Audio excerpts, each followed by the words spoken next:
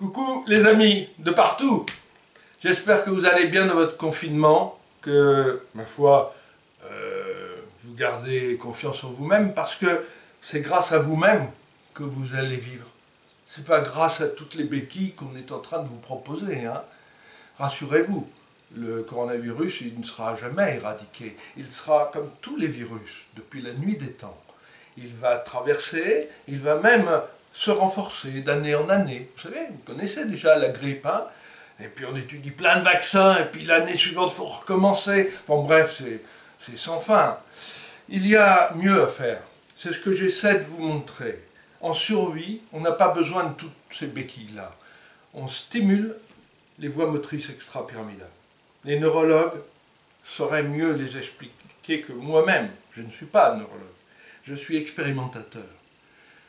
Et tout ce que j'explique est sur la base du vécu.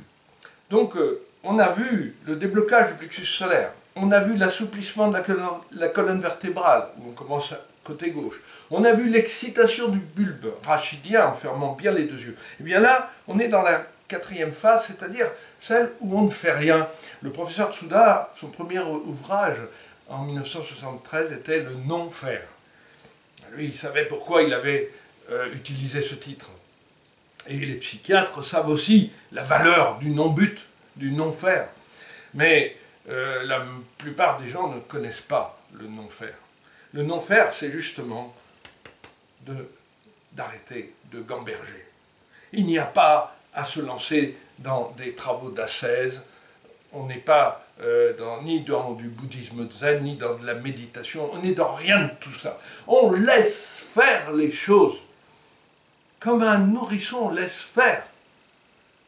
Vous n'allez pas demander à un nourrisson de méditer.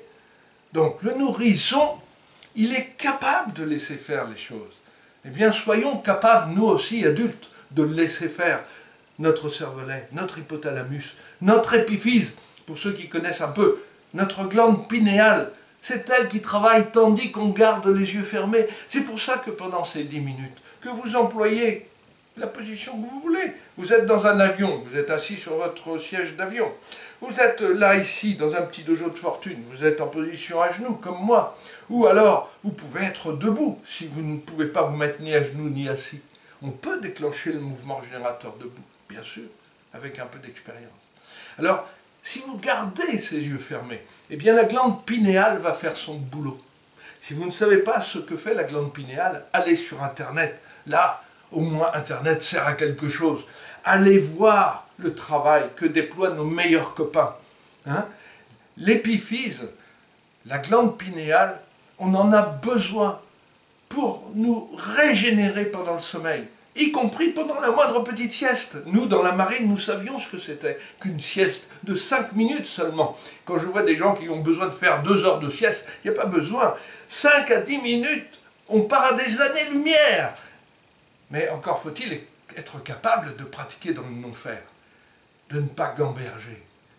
Donc je vous recommande, après l'excitation du bulbe rachidien, de laisser faire les choses. Vous pouvez changer de posture, allonger les jambes, peu importe. Par contre, évitez de vous allonger, sauf si vous êtes vraiment fatigué. Laissez le troisième point de la tête vers le haut. On y reviendra aussi. De façon à ce que l'activité motrice extrapyramidale puisse se faire et que l'état des lieux du système moteur extrapyramidal puisse se faire pendant ces 10 minutes minimum. Pas 9, pas 8, hein? 10 minutes minimum. Et dans ce confinement, on peut même faire 15, voire 20, voire 30 minutes si on a un petit peu de temps quand même devant soi. Je vous fais un coucou, je vous embrasse bien fort.